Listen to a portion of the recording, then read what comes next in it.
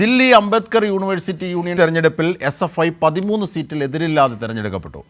Nomination അവസാനിപ്പിച്ചപ്പോൾ പ്രധാന ക്യാമ്പസായ Kashmiri gate, കരംപുര, Lodhi എന്നിവിടങ്ങളാണ് SFI എതിരില്ലാതെ വിജയിച്ചത്. March 4-നാണ് തെരഞ്ഞെടുപ്പ്. വോട്ടെണ്ണൽ മാർച്ച് 5-ന് നടക്കും.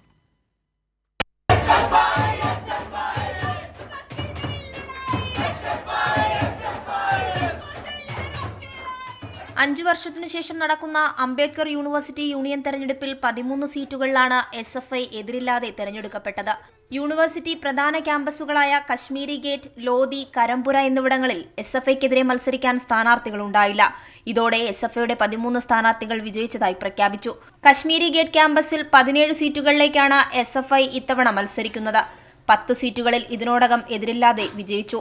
2019 അവസാനമായി നടന്ന തെരഞ്ഞെടുപ്പിൽ SFIക്ക് ഉജ്ജ്വല വിജയം നേടാനായിരുന്നു.